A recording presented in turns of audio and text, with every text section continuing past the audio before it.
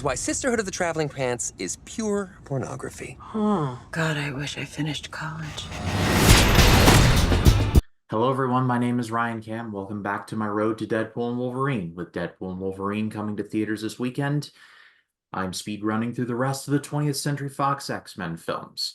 And I only have a couple more left, so let's get cracking, starting off with Deadpool 2. This was released in 2018. It was directed by David Leitch, one of the main Ryan creative Reynolds. forces behind the John Wick series. And today, I'm bringing him back from the X-Men and from the X-Men 1 and Days of Future Past reviews. It's Jake Collins from 3D Movie Cinema. How you doing? I'm doing great, man. I actually, originally, because everyone we were talking, we were like, you said you want to do another film? And I was like, yeah. I said at first, I was like, First Class. But then I'm like, you know what? No, Deadpool 2 I really love Deadpool 2 so much. And you're like, hey, if you want to do Deadpool 2, come on, man. I was like, I love this movie so much. And I honestly, I don't love it as much as First Class, but I love it's just so fun to watch because I could sit down and put Deadpool 1 and Deadpool 2 on and just watch both of them and just laugh because it's funny, but at the same time, it's got heart. I mean, it's not like the first one, I think, has more heart. This one just relies more on the jokes. But there's a couple things I do not like about this movie. And one is like how sometimes it panders like a joke to death, like with Deadpool's death and stuff. I thought that was just like, okay, it was funny for 2 seconds. Now it's just getting annoying, stuff like that. But yeah, this movie this is weird because this was a movie that it was directed by David Leitch. Okay, Ryan Reynolds actually David like just hired David Leitch was he was more just like hey, Ryan Reynolds hired him basically and said, look, you direct the action stuff and let me worry about the performances. And so David Leitch basically just directed the action stuff, and Ryan Reynolds like would be on set every day directing, telling the actors, oh, we should do this and do this and this. And so like guess what? Mostly because David Leitch has come from action. He's like, I don't really like, because I'm more of an action guy, and I did John Wick and and everything else. Which that's not to say David Lynch is a bad director, not like that. Like he did great, he does great jobs. Nobody, and everything else, and that Bullet Train's really fantastic. And but yeah, when I read like David Lynch even said he didn't direct Once Upon a Deadpool either. He said like they said because he said I'm credited as the director, but on Once Upon a Deadpool, but I didn't direct none of the Ben Savage scenes at all. Like he said, he believes Ryan Reynolds directed all that because Ryan Reynolds, he said, was directing. He did admit like Ryan Reynolds directed some scenes in Deadpool too, and but like all the action stuff, that was David Leitch 100%. And I think that was really what it was because Tim Miller, obviously could not do Deadpool 2 because him and Ryan Reynolds had creative differences because obviously Tim Miller wanted to direct, like he wanted to be more, he wanted to be a smaller movie. Like Mhm. he wanted to be like not a comedy. He wanted to have the Fantastic Four from the 2015 film. And, he said like, and he said he teams up and then they all get killed except for the thing. Yeah, like the X-Force, they're all gonna get killed except for the 2015 thing. And the only reason he says survives because he runs away like a little bitch. He just runs away. And they said he teams up later to fight Juggernaut, or teams up later not to fight Juggernaut. He teams up later to fight the villain, and they just thought that would be so funny. And but then they said what happened was, originally that was the plan. He wanted Kyle Chandler to play Cable and everything, and but then him and Ryan's got creative differences over the movie because Ryan Reynolds wanted it to be a lot more like bigger, but the same, more or less the same. And so Tim Miller did not see eye to eye with Ryan, and so he kind of left because I know they had creative differences on the first one, but like they overcame their creative differences and just made the movie and said, you know what, let's let water under the bridge, and unfortunately they couldn't overcome these ones, and so he ultimately went and did Terminator, and Ryan Reynolds just got another guy to come in and direct some action. Deadpool 2 has always stuck in my craw to me because the first Deadpool movie is just great. Like it's such a great time. And It is. this one, I don't necessarily I'm gonna try and word this carefully. It kind of reminded me of the jump from Bad Boys to Bad Boys 2, where Bad Boys 2 just took the grossness of the first Bad Boys in little doses and just blew it up completely.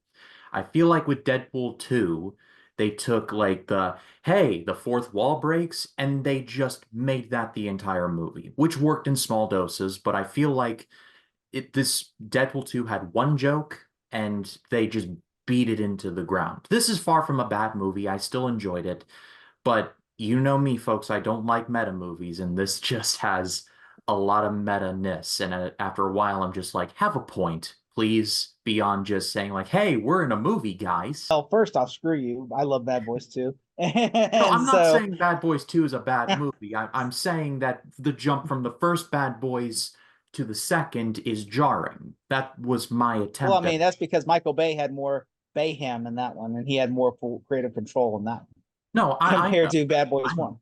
1. I know. He's like, I made Pearl Harbor, I can make anything now. If anything, And you like, get like a detox almost after Pearl Harbor is like, all right, back to your regularly scheduled programming. The first shot of the movie, let's have Will Smith in KKK robes. Go. yeah. And then let's have rats having sex with each other, and Martin Lawrence Literally. giving audio commentary on it. Literally. I was like, yeah, which Seth Rogen, said Seth, Seth Rogen actually did wrote jokes in that movie, and he said he said I wrote the scene where Martin Lawrence shoots the gun in the car and the gay the gay video store innuendo jokes, and he That does said, but we not did not write the surprise me in rats the having slightest. sex. He said Knowing we what did I not know write the. about knowing what I know about Seth Rogen, this does not surprise me in the slightest. It's like Seth Rogen's like, I don't. He said we don't understand. He said where I did not write. He said Seth Rogen clarified on Twitter. I did not write the two rats having sex. I think that was Michael Bay who wrote that because he says I don't understand where that came from. Yeah, I think I was in for it, like just the meta-ness of it all when like in the first 15 minutes Deadpool's chilling at the X Mansion, and then there's the scene where you see all of the X-Men that we know, like McAvoy and all of them, just in this one corner of the room, and they just shut the door quietly.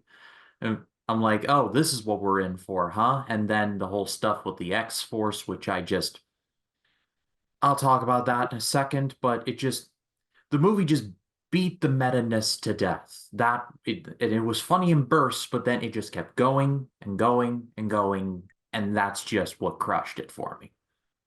and Matt Damon's cameo about how him about to buying toilet paper to wipe his ass and how he doesn't trust toilet paper. He As a redneck, Matt. he likes to wipe with Huggies, apparently. Literally, so like Cable stealing his truck, and he's got like nuts. What's that thing called on the back of a truck? A Truck winch or nuts? whatever. Like where Truck he's nuts? got iron nuts on the back of his truck, Matt Damon's truck. And him and Alan Tudyk are like, man, let me tell you about that. It's like, why is Matt Damon even in this movie? Like talk about like just a crazy year Josh Brolin had. This movie came out in 2018. He was also in a little movie called Avengers Infinity War the same year. As a matter of fact, Infinity War and Deadpool 2 came out within months of each other. Like Josh Brolin Well, must have just been like 8 a.m., count my money. 9 and a.m., count my money. Ryan Reynolds didn't even want him. He wanted Brad Pitt, but Brad Pitt couldn't do it because he was doing another film at the time. So Brad Pitt basically, the only thing they can get Brad Pitt in was he wanted Brad Pitt. So the movie, so they made him a cameo as the Vanisher. And so yeah, but Josh Brolin, I feel like he nailed the role of Cable. Like honestly, I would have been fine with Brad Pitt, but like he nails the role. Like he gives it 110%. I always say Josh Brolin, I felt bad because he wanted the role of Batman so bad, and he said I was the second choice. If Ben Affleck would have turned down that phone call, they would have called me. And he said it sucks because he says I would have been a great Batman. But he said, but yeah, and I always felt bad, but I'm like, he actually did better than Affleck, I think, in career wise, go in these years, because like look at it this way, 2018, he's Thanos. He got to be Thanos. Then on top of Cable, and then on top of that, I'm like, you know what? I mean, he still could be in Thanos if he wanted to. And then Cable, I mean, he's just so good at what he does. And I would like to see what he does in DC. I would think Josh Brolin, there's a good role for him in DC. Because obviously, Thanos, he just doesn't. You would think like Josh Brolin, like the guy who played young Tommy Lee Jones in Men in Black 3, that Josh Brolin. But then I'm not disparaging that movie. I like that movie, but I was just saying like you'd think like that guy's gonna play Thanos, but then like look at Old Country, No Country for Old Men, like Agreed. movie like that. He's good in that. Like honestly, he's great. In this movie as Cable, like especially like how he plays it seriously. It's not like I like how Deadpool's the jokester, but then Cable is the serious. Like he's the he takes it seriously. This man killed my family. He's basically a Terminator. One time we go back in time to kill Russell as a child, and you're just like, which I'm just like, this movie also, I love how it starts out with Deadpool just smoking a cigarette with his mask down. Like it's just turning everything on to kill himself, and he just all of a sudden sits there with a cigarette and then blows himself up. And he has a little Wolverine snow globe or whatever. It's like, Yeah, which I heard he gifted that huge. Talking about. On a side note, I will defend Men in Black 3 with my last breath. I do think that movie is quite good, and I like it just as much as the first one. But that's a separate discussion for a whole nother time. Shout out though to Julian Dennison who plays I can't remember his name now. Bring it up. Russell? Russell, him, yeah, and you brought him up too, but he plays Russell here, and Julian Dennison, I thought he was really good here as well. All I know is every time I will say, if there's a few times in this movie where he's probably the only one. I'm sorry, this is not him as an actor. It's his performance. I feel like he annoys me in this movie because I feel like he's just there to be the annoying kid in the movie. Like, and I feel like he's just, honestly, I'm just like watching. I mean, there's sometimes it makes me laugh, but then other times, like whenever he goes, "We can escape with this." He pulls a pin out of his ass, and he's like, "Did you really just pull a pin out of your ass?" And Deadpool said, "You pull a pin." And he said, "Yeah, it's in my prison wallet." He's like, "Oh God!" And then he gets stabbed with a pin later by Black Tom. Depressingly in the theater, I was like, "Huh, I understood that reference." I knew what a prison wallet was. I was so like knowledged, but like so upset at the same time. I'm like, how do I know this? Which I do like. There's a joke in the because Black Tom was supposed to be the main villain until Ryan Reynolds rewrote the script with the writers, and they made Juggernaut the villain. But I actually think that was the funniest joke though of the movie was when I laughed so hard whenever he goes, "My name is Black Tom," and he goes, "Well, I'm White Wade Wilson." He's like White Wade Wilson. It's Black Tom Cassidy. He's White Wade Wilson. And just like, and the funniest thing, it makes it even funnier. He has dreadlocks. It's like, no, you're not black at all. Like you're a white dude. You're a white dude. And then they keep running the joke though, where it's like whenever he gets killed, the movie, he tells Cable, "You killed Black Tom, you racist son of a bitch." He's like, I started laughing. I'm like, man, I didn't think we were gonna go back to that joke, but we did. Yeah, I really like there is like a super duper cut of this movie where it just shows like Juggernaut and like Russell going to like Kmart or whatever and just stealing clothes from Kmart. So that's why they have clothes and everything. And like you just walk in with a Kmart. You just see like Juggernaut ran into the Kmart. And also there's some other like there's some extra there's jokes that were in the theatrical cut that they altered for the super duper cut, and there's music choices. The only reason why I don't like watching the super duper cut that much is because the jokes, and not the jokes, but the music is different. Because I love my favorite scene in the entire film is the fight between Juggernaut and Colossus. This is as good a time as any to talk about the CGI in this movie. It's awful. Like it's not good at all. Like you cannot convince me that that is Juggernaut on screen. Like I'm just sitting there thinking to myself, what in the mantar am I looking at right The now? face is actually Ryan Reynolds' face just mashed up. Of Because course they wanted to do a CGI. They said Ryan Reynolds does the voice of Juggernaut, and I thought that was so funny. Whenever my favorite though is when he punches and he breaks his hand, and Juggernaut goes, "Oh, you call me motherfucker!" One time with me and my younger brother, we were watching the Blu-ray at home, the super duper cut, and then when he rips off his sleeves and he tells Juggernaut, or Juggernaut tells Colossus, he says, Juggernaut goes, "I'm gonna melt you down and make a cock ring out of you." And then my brother Robert went, "Oh damn." So damn.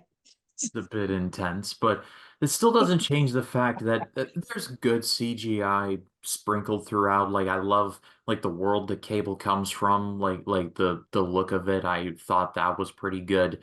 But then the action sequence where Zazie Beetz' character Domino, like she like lands in that incredibly fake looking parachute, and then the car crashes into the gas station, and just Like Zazie Beetz is good in the movie as Domino. Like she's of all the X-Force, she's my favorite. But that whole scene where it's just I don't know, it never looked right to me. I don't know. I always thought the CGI looked pretty good in the movie. I mean, although some of it, it's not like the Flash. Don't get me wrong. It's not like the Flash. The Flash CGI was awful beyond No, you repair. can't get much lower than that. No, you I can't. mean, that like is just awful. Like CGI babies and just stupid. But Ooh. but then this one, I will say, like, I can defend this movie. Although there are some, I think Ryan Reynolds did on purpose make some of the CGI. Like, for instance, if you watch the teaser trailer for Deadpool 2, there was literally Cable with a green screen arm, and he goes, "Cut! What are we doing?" And because Josh Brolin hadn't CGI'd his arm yet to make it a robotic arm, and then he gets two action figures and starts fighting, and then they show the actual footage from the movie. And so Juggernaut looks really good. Not Juggernaut, but Colossus. Oh yeah, I will give you that. The Colossus does look good. And I will say, like, the Vanisher looks pretty good because it's just an invisible pair. Like, I do like the joke though. The funniest is the X Force bits. I love X Force. Whenever he's signing people up and he goes, "What's your mutant power? What's your name? What's your mutant power?" He goes, "My name's Peter." He goes, "I don't have any mutant powers. I just thought of a good job." He goes, "Well, you're hired." I'm just like, he's not even a mutant. He's like, and then they got one guy who's like the Bill Skarsgård's like, "My name's Vomiter." He goes, "I just put atomic vomit on people." He goes, "We all ate at Arby's, so it's, it's like, Chris Evans was going to cameo as the Human Torch in that movie, but they That said he couldn't. does They couldn't work that out the does not schedule. surprise me. That would have been amazing if he did He that. was going to say, "My name's Johnny Storm. I used to be part of a Fantastic Four group," but he said that's a long time ago. But but they said that was a joke. But they ultimately they couldn't work out the schedule, so they said Chris Evans. But Chris Evans said he wanted to do it though. He really wanted to do it, but they couldn't work it out. But I do like that he did cameo in Free Guy though. That was really cool. They're like, what the shit? Like I Well, you love said that so much. yeah, he just did it. He did it like they said. He literally came on set one day, which Brad Pitt, by the way, did the cameo as the Vanisher for a cup of coffee. I Like mean, right, the man's made of money, so I'm sure he doesn't need it. yeah. He literally, well, I'm sure right now he's in the middle of an ugly divorce, so I'm sure he probably would like to have his money, you know. But you know what? That's what happens yep, that's what happens though. So, but yeah, I will say Brad Pitt though, my favorite thing is when you see just an invisible character the whole time, and then one frame you see Brad Pitt go, and just like, which I will say though, like in the trailers, they actually had the X Force fighting and action sequences, but then Ryan Reynolds said that was the fake marketing to distract you from the actual like that it was like fake scenes shot for the trailer because he wanted to And, trick the audience and think they're gonna have action sequences whenever they talk. and that's my thing. That's my thing that kind of just kills my some of my enjoyment of the movie is that we're aware that Deadpool's very meta and we're aware that like the fourth wall breaks and all of that are very much present. I do understand that. I am cognizant of it, but it's just done way too much. And then it's ever present in the X-Force stuff where you see the X-Force just repeatedly die and just like and I'm just like I don't know. I guess I don't know what they would have done with something like that, but just like it just felt like a shit post. And it just felt counterintuitive. Like the Roger Ebert quote Which more than applies here. I admire what they did and I hate it. Like I can get why people would be like, "Oh, it's just the comedy. It's the it, it's the subverting of expectations." I'm like, "Yeah, I just got out of The Last Jedi last year. I'm through with my expectations being subverted for a while." well, to be fair, like this was not they were really were making an X-Force movie before Disney bought Fox. Their plans was like Ryan Reynolds said, Deadpool 3 is not happening. We're doing X-Force next. And Drew Goddard is going to direct X-Force. That was the plan. And so that's what Ryan Reynolds said. The next time you see Deadpool, it will be an X-Force. And so he said, this is not the real X-Force. The real X-Force is coming in X-Force. And so that's like this was just like a proto X Force, what Ryan Reynolds would call it during the proto X Force. And it shows you how good they are because they all die in the first 10 minutes on the job, except for Peter. He said Peter was the only one, the only person besides Domino is in Deadpool is Peter. a human being. Like it's like you would think a human being is the only one besides Deadpool and Domino to get out of there. Everybody else, like one Terry Crews, just gets hit by a bus, and then Bill Skarsgård just gets like crushed into an incinerator, and then all of a sudden, like Peter's like, "I got you. We're X Force," and he throws up on Peter and kills him. I was just like, yeah. Which, by the way, I mean, it looks like Peter's returning because if you saw the Deadpool trailer, Peter's in the trailer. I'm like, hey, maybe Peter will have more screen time in this one. Peter, Peter. I was like, wait, that'd be very interesting to he see. was the most loved character in that movie. Everyone, like, did you see Ryan Reynolds, like the team Fox team or whatever, had a fake Deadpool Peter account, and they would just post fake stuff on there all day long, yeah, until after Deadpool came out. I did not know that. I will find screenshots and I'll put them in post. Peter, like, because they're like, because everybody loved Peter, because they're like, who is that? And like, that's Peter. Oh, he's part of X Force, which is so funny because everybody, like, I like how Peter was like, I don't know about you, but I'm sure this Cable guy hasn't killed as many people as Melanoma has. Just like what? Or basically wherever the like we're called X Force, and then like Domino goes, isn't that a little derogative?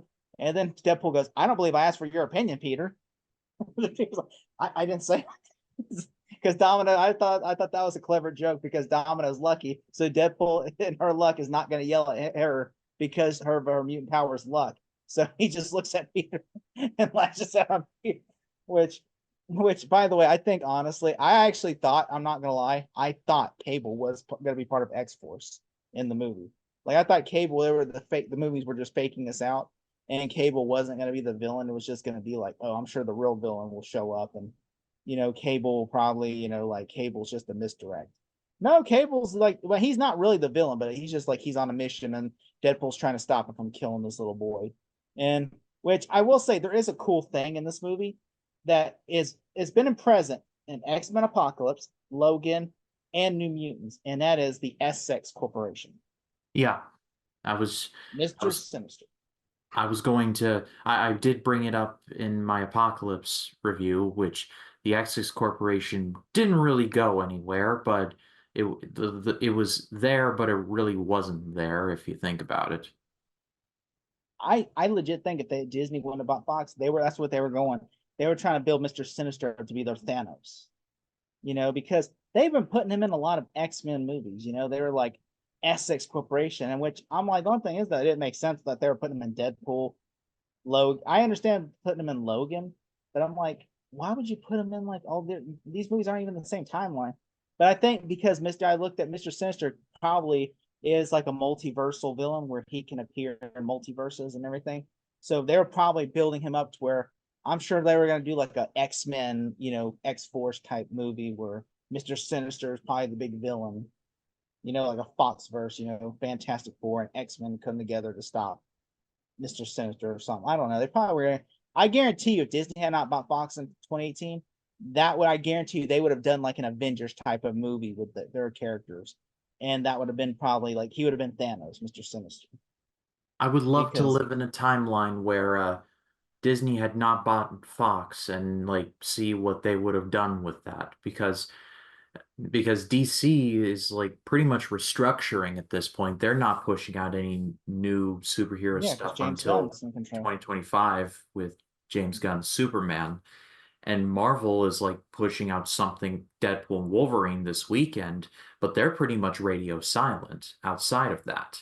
So it's a weird place because it's like 2016, 17, 18, rewatching clips and preparing for this series. It was kind of nostalgic for me because like I and we lived through like the golden age of superhero movies, and now we're kind of not in that anymore. And it's like you don't know it until it's past, and it's past now. But I think we could do like a separate video or a live stream just talking about that. Get Matt Wyatt involved. It'd be a great discussion. But kind of well, Ryan, go ahead. When you have when you have your She-Hulks and your Thor Love and Thunders and your like your Miss Marvel and the Marvel whatever, or the Marvel whatever, and your Secret Asian, when you have all these movies, then you have like your the Flash and Shazam 2s and Aquaman 2s and all that, and Yeah, and you're Madam Web and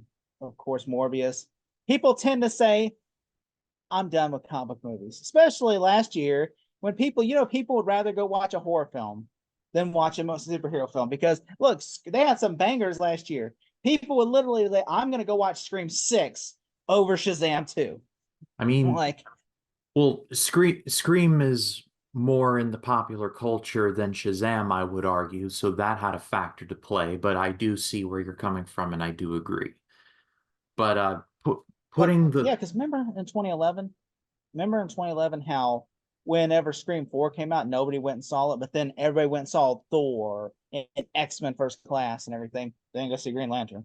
But yeah, they saw Captain America, the first Avenger. And like people were really excited for superhero films because this was at the beginning of the MCU, and now it's 2024, and nobody's like, oh, they're gonna do Thor 5. No, I'm good. Just let the franchise die. Okay, we've had 4 Thor movies. We're good. We're in the good. in the words of the band Fuel, leave the memories alone, don't change a thing. But Yeah. let's put a bow on this review. For me personally, I'm gonna give this a good rating. I do have serious problems with it. It does overstay its welcome in the humor department. The meta-ness does weigh on me, but the movie is legitimately entertaining, and it is funny when it does hit for me personally.